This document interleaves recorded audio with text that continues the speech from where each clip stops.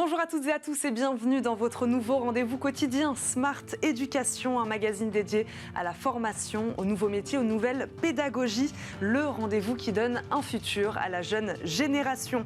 Aujourd'hui, une question. Pourquoi les élèves français sont-ils si nuls en mathématiques? Selon une étude TMSS 2019, les enfants en classe de CM1 arrivent derniers parmi les pays de l'Union européenne et de l'OCDE. Quel est le problème? Les outils numériques seront-ils capables de révolutionner l'apprentissage? Deux experts nous accompagnent aujourd'hui. Vincent Escudé, cofondateur de Kidaya, l'assistant personnel numérique justement des enfants qui les aide à acquérir la compétence mathématique, est avec nous. Bonjour. Bonjour. Merci d'être sur le plateau de Smart Éducation. Rémi Chotard, professeur de mathématiques, est également avec nous au téléphone. Bonjour. Bonjour. Merci beaucoup d'être avec nous. Rémi Chotard, ma première question sera peut-être pour vous, pour faire un petit constat. Comment expliquer que le niveau en mathématiques des élèves français soit si mauvais dès la primaire? Alors c'est, je pense, assez difficile à expliquer parce que, à mon avis, c'est lié à plusieurs facteurs. Le premier, moi, qui me semble assez évident, mais qui a été soulevé par d'autres personnes avant, c'est au niveau déjà de la formation des enseignants eux-mêmes, notamment dans le primaire, mais aussi dans le secondaire. Si je prends l'exemple, déjà dans le secondaire, déjà du CAPES, il y a une sélectivité qui a beaucoup régressé avec le temps, une attractivité du métier d'enseignant qui diminue aussi. C'est valable aussi dans le primaire. On demande donc aux futurs enseignants d'avoir un master 2, et c'est vrai que avec ce niveau d'études, on va dire, en termes de rémunération, beaucoup d'autres métiers sont plus attractifs, ce qui fait que on n'a pas forcément le même profil d'enseignant qu'il y a plusieurs décennies, on va dire, d'une part, et puis d'autre part, moi, ce que je constate, alors moi j'enseigne au lycée et dans le supérieur, mais ce que je constate effectivement, c'est que depuis une quinzaine d'années maintenant, c'est le niveau du calcul des élèves qui arrivent, effectivement, est de moins en moins élevé, et donne l'impression que le temps accordé, demandé en tout cas aux élèves pour calculer des choses simples, j'entends, des opérations simples, les tables de multiplication, la manipulation des fractions, est de plus en plus faible.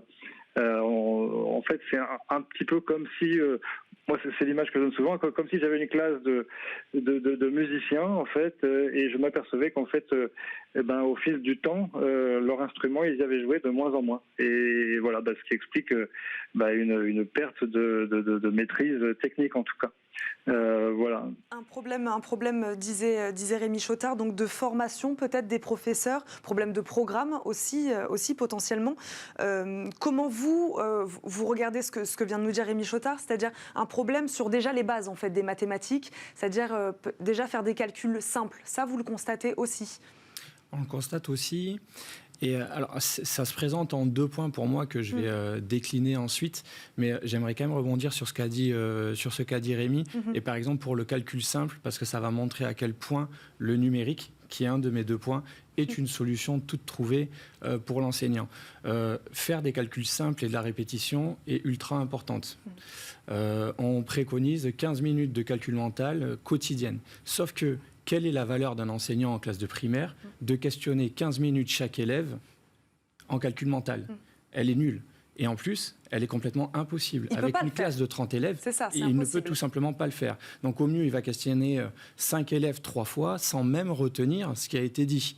Ça, on peut totalement le faire d'une autre façon et d'une façon dématérialisée. Et c'est ce que nous, avec Kidaya ou avec Mathia, on va venir apporter. C'est le fait d'avoir ces actions un petit peu répétitives et sans beaucoup de valeur, venir les faire via le numérique.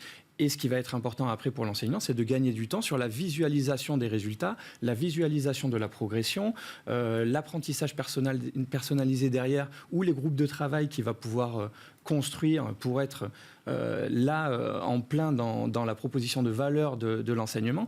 Donc il y a effectivement le numérique qui est mon premier point. Il y a et mon deuxième point, il est sur les modèles d'appel d'offres. Alors je m'explique. C'est assez nouveau. Aujourd'hui, plutôt que répondre à un cahier des charges très strict, aujourd'hui, on a de plus en plus d'appels d'offres. C'est les cas des P2IA au niveau ministériel ou des TNE, donc territoires numériques éducatifs, qui arrivent là avec le réseau Canopé ou le ministère, où là, on est en co-construction avec l'enseignant. Et donc, par exemple, sur un P2IA que je connais bien parce qu'on est lauréat sur le lot mathématique, on a 12 mois de R&D avec les enseignants, c'est-à-dire qu'on va co-construire une solution avec le terrain. Et derrière, on a 6 mois de pré-industrialisation avant une commercialisation ou une distribution. Ça veut dire que 2/3 du temps est consacré à un partage et un travail avec les enseignants. Et là, finalement, on a... c'est pas une formation directe et ça remplacera pas cette problématique qu'exprime Rémi, qui est vraie, de formation. En revanche, on a quand même une co-construction sur des outils numérique qui est pensé avec les enseignants. Donc équiper, c'est la base de tout. On va équiper en tablettes les écoles, mais ce qui est encore plus important, c'est qu'est-ce qu'on fait avec ces équipements. Et donc c'est trouver le bon... on regorge de pépites plus créatives les unes que les autres dans les EdTech. Donc il faut proposer ce choix. Qui peuvent proposer en tout cas ce type de solution, comme la vôtre d'ailleurs. Rémi Chotard, il faut penser différemment. En effet, il y a peut-être des choses dans le système éducatif actuel qu'on ne peut pas faire ou qu'on n'a pas le temps de faire. Il faut peut-être repenser la pédagogie. Disons que effectivement la question du temps se pose. Alors ça... la question du temps qui est accordée en fait à l'enseignement est indépendante de notre volonté. Je prends l'exemple de la réforme actuelle des lycées. Aujourd'hui, par exemple, au maximum, en première, un élève peut subir 4 heures de mathématiques en spécialité. Avant la réforme, on pouvait avoir 6 heures par semaine en première scientifique, par exemple. Ce qui veut dire qu'au mieux, il y a quand même une diminution d'un tiers du temps face à élèves et donc de travail avec eux. Donc ça, effectivement, c'est un problème fondamental. Encore une fois, si je reprends l'analogie avec des musiciens, moins on joue de l'instrument, moins on a de la chance d'être performant. C'est une question d'exposition à la chose, quoi. Alors après, dans ce qui est de l'exposition elle-même, effectivement, il y a une qualité d'exposition à optimiser avec le temps qui nous est accordé et qui est inférieur. Cependant, moi, je ne crois pas qu'on puisse faire de miracle dans la mesure où, en diminuant le volume horaire, en diminuant l'exposition, même en étant créatif par ailleurs, il y a quand même un temps de maturation, un temps de digestion des informations du cerveau qui doit se faire, qui est assez incompressible, qui passe par une expérience, une appropriation des savoirs, énormément par l'écrit aussi. Moi, je crois beaucoup à la lecture et à l'écriture comme un moyen de s'approprier les connaissances de manière durable. Moi, je déplore un petit peu effectivement qu'il y ait une baisse de ces temps-là, une diminution de ces temps-là, et donc l'entraînement très répétitif. Alors ce que disait mon collègue ici, effectivement, je pense que c'est moi ce que j'appelle des gammes, encore une fois, comme des musiciens, pour s'entraîner. Peut-être qu'effectivement un outil plus performant en classe, comme un outil numérique, pourquoi pas, pourrait peut-être permettre d'être plus efficace là-dessus, parce que c'est ce qui me manque aujourd'hui, moi, le plus, c'est du temps de faire des gammes, des répétitions. Alors, c'est pas très à la mode, mais on va dire en dehors de l'école, donc que ce soit dans les démarches sportives ou artistiques, ça reste quand même les choses qui fonctionnent très bien. Et c'est vrai que je pense que ce serait une bonne chose de savoir réinvestir ça, mais peut-être avec d'autres moyens, parce qu'aujourd'hui, c'est vrai qu'on n'a plus vraiment la possibilité de le faire. Vincent Escudé, à quel âge faudrait-il commencer, selon vous, l'apprentissage des mathématiques ? Dites-nous déjà pourquoi l'apprentissage des mathématiques est important aujourd'hui, selon vous. J'imagine que si vous avez choisi cette matière, ce n'est pas au hasard.